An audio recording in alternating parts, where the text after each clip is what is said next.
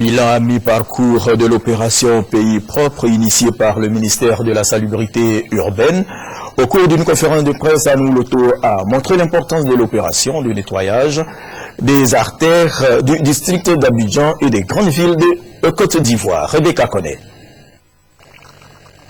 L'opération de déguerpissement lancée le 29 juillet dernier par la ministre de la Salubrité urbaine a atteint sa vitesse de croisière.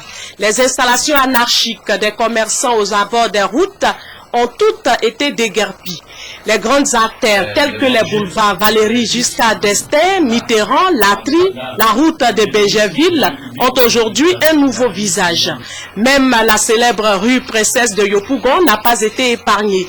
Des magasins, des buvettes et autres lieux de détente ont été détruits, mettant ainsi fin aux nuisances sonores qui pendant longtemps troublait le sommeil et la quiétude des riverains.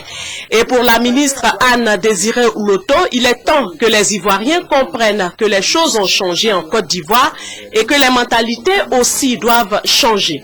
L'État n'est pas contre ces populations. L'État n'est pas contre les opérateurs économiques. L'État n'est pas contre les transporteurs. L'État n'est pas contre les commerçants. L'État ne peut être en guerre contre les revendeurs de véhicules. L'État ne peut être en guerre contre les tenanciers de maquis. Le gouvernement veut tout simplement créer les conditions environnementales, sécuritaires et sanitaires pour que toutes les populations vivant en Côte d'Ivoire exercent librement leurs activités dans le respect des normes. Le bilan à mi-parcours de l'opération Pays propre est donc positif selon la ministre de la Salubrité urbaine. Et pour les communes restantes et les villes de l'intérieur, le chef de l'État et le gouvernement sont prêts à investir les moyens nécessaires pour redonner aux Ivoiriens un cadre de vie sain et agréable. La nouvelle gare internationale